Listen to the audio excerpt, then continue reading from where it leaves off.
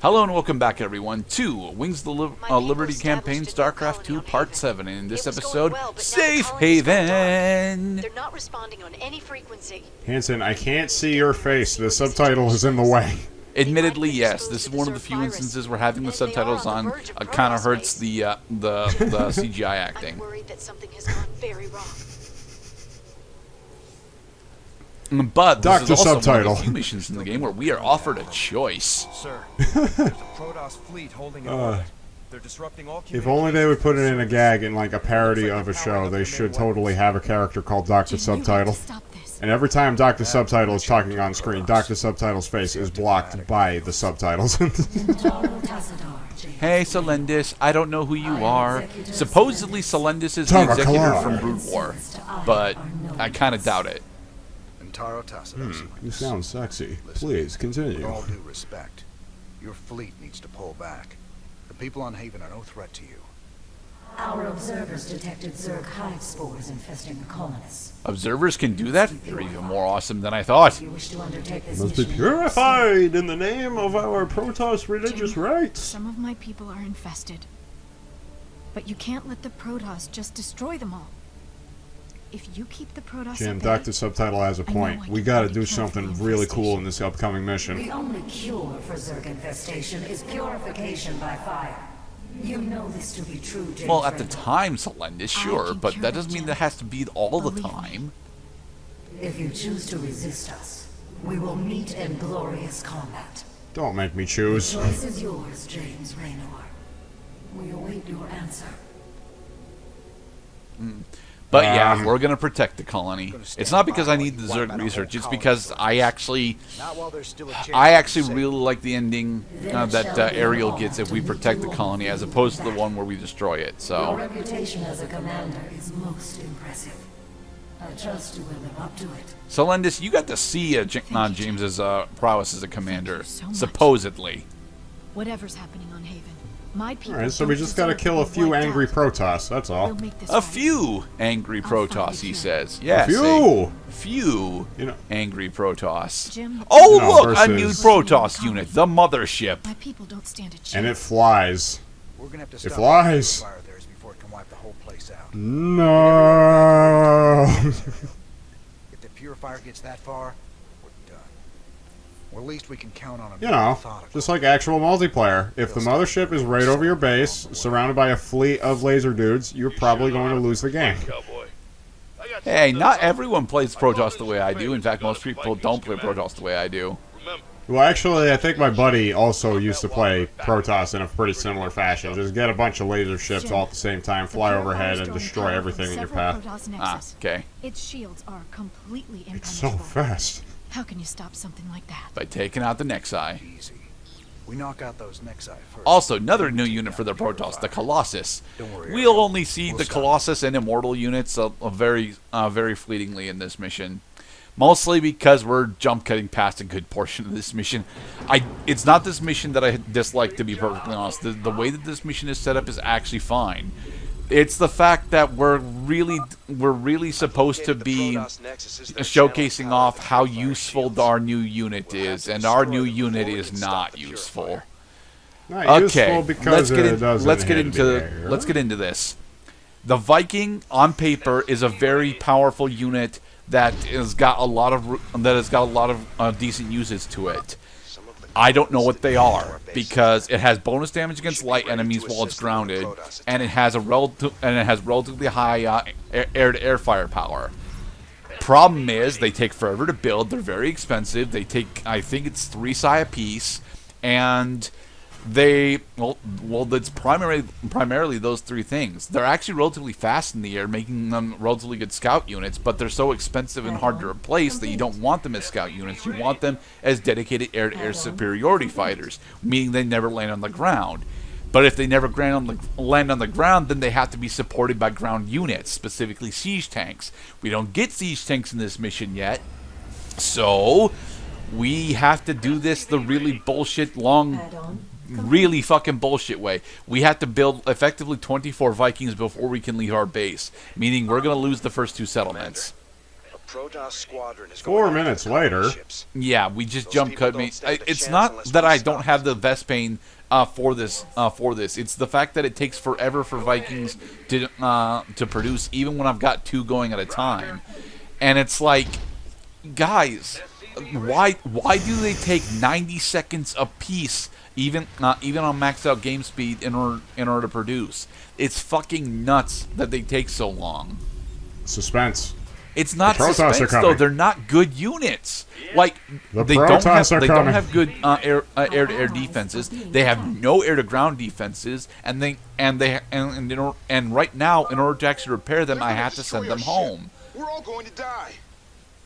Yeah. Your Thankfully, problems. this first one, I don't even know this who first, you are, civilian. This first terror fleet is effectively just that carrier. So, like, once I actually get my 4th replacement Viking, I can actually attempt to go save them. But like, this is the big issue that comes with this mission. We have to use Vikings. We don't have other answers for these carriers. The bonus light damage, bonus damage against light units doesn't actually mean anything specifically against Protoss, because the Protoss have exactly one viable light unit, and it's the Zealot. And we're not fighting a bunch of Zealots in this mission. Very good. I'm not sure how to break this to you boys, but you anonymous fucks are all going to die. Not because we don't love you, it's because we love ourselves more. I would love the ability to micro these Vikings away, but look, a single carrier with only 4 interceptors is able to take down a Viking on its own, even when it's got multiple Vikings focusing on it. Vikings do not have air-to-air superiority damage in order to justify their cost and build We're getting out time. of here. Right. Well, it's a good thing that all you have to do is meet the stupid scripting moments, so now we can take the heat off for, We get to relax a little bit, but that Death Fleet's going to come back.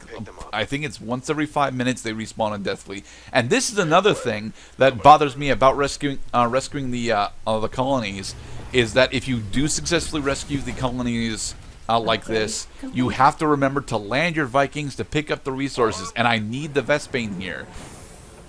In order to actually make both the Vikings and get their upgrades, so that my Vikings don't immediately die when they're just traversing the map, because these Vikings cannot assault these bases.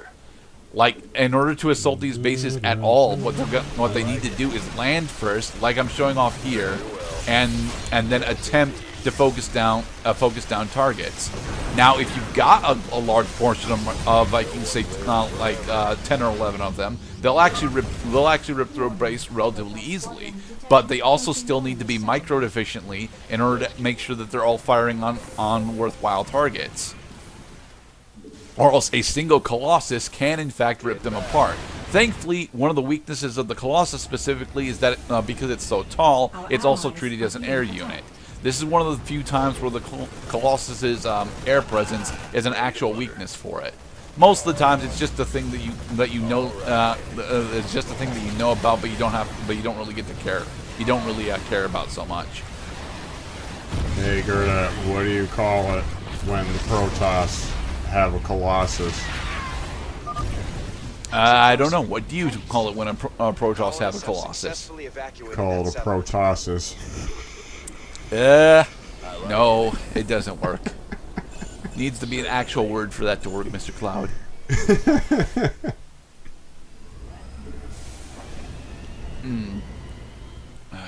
But yeah, you'll notice that despite us being only in this video for 9 minutes, we've already jumped through 12 minutes of this mission. This mission took me multiple attempts because I get so frustrated being forced into using such a unit that I'm not good with. Yeah. Well, that's what campaign does. Is that because it's still forcing the lesson. The lessons are forced at this point because while you got a basic grasp of the controls, now you feel like you're being led down a route of knowledge and thinking that is not going to apply to the rest of the game once you're done here. And you're right, it doesn't apply to the rest of the game because you don't use these fucking units. give him a Well, chance to regroup. in the multiplayer, you actually do use the Vikings whenever you have to go in the air superiority, because it's effectively one of the only options that the Terran get for an actual air unit. But the thing is that the other option that the Terrans get for an air unit is the battle cruiser. Now the battle cruiser takes twice as long to make, but it's also like 8 times as fucking durable. Very well. And its Yamato cannon makes it so it can actually assault bases on its own. Plus, it also has a teleport on it. So, like, the advantages of going from a battle cruiser, from a Viking to a battle cruiser, always make it so that despite the battle cruiser costing more, taking longer to build, and causing up more psi, I always pick a battle cruiser over the Viking.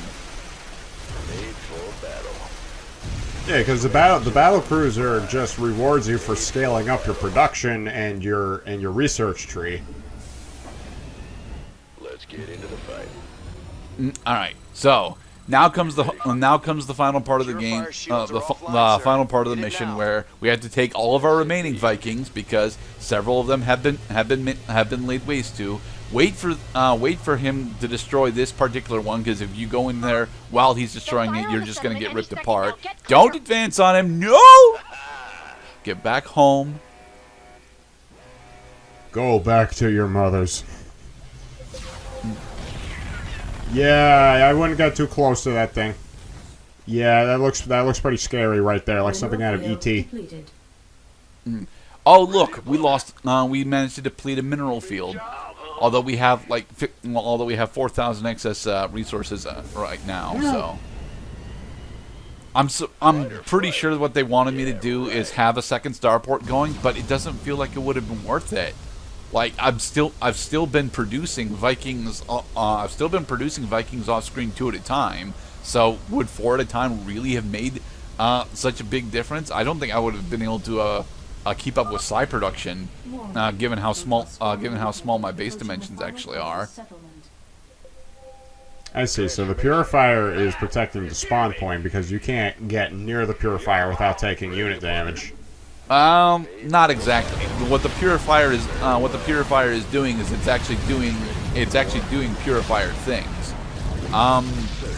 It is attempting specifically to purify the infected Terrans that Those Protoss almost got us. have been Colonists in that infected. settlement have been evacuated.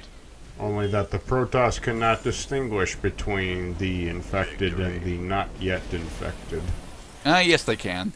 It's just that it's much more efficient and viable to clear them all out at once. Never send a Terran to do a Protoss's job. Ready to blunder. All right. So, how poorly do you think this fight goes for us, Cloud? Oh, come on. This fucking half the... What the fuck? That is Black Hole, one of the most powerful fucking spells in the game that the Mothership gets access to. Ain't that a bitch. So, yeah, it just destroyed our entire fleet. It didn't destroy in one us, attack. it phased us out of existence. So it could phase in some Phoenix-style reinforcements. Thankfully, the rest of our Vikings have now phased back into existence, and we can actually just solo it down from here, because the forces that it decided to throw at us are actually at our base instead of protecting the purifier. Focus on the purifier. This fight is fine. We have I don't know where our second medic is, but we have another medic there. He's standing by. Yep, and the mission's over as soon as you destroy it, so we did it! Yay! Hello, boys! I'm back! War is coming as the stories say, James Raynor. And that's why I don't believe Solendis is the executor from Brood War, because the executor for Brood War actually did directly encounter James Raynor, so meh. Yeah, and I look forward to making love to your mouthless face, Protoss lady. We will meet again. Oh, yes.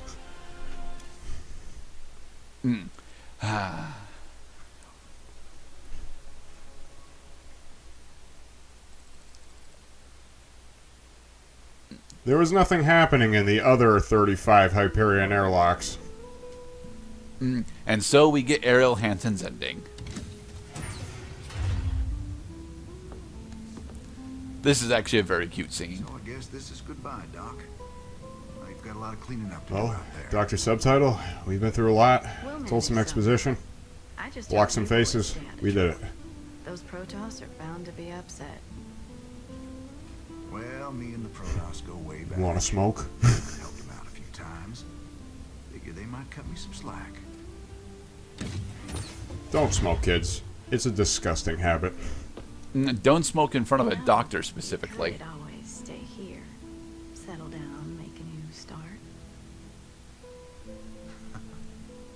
Guys like me Dr. don't get Peanut second Brittle. chances on it. Lies. We just gotta finish what we begun.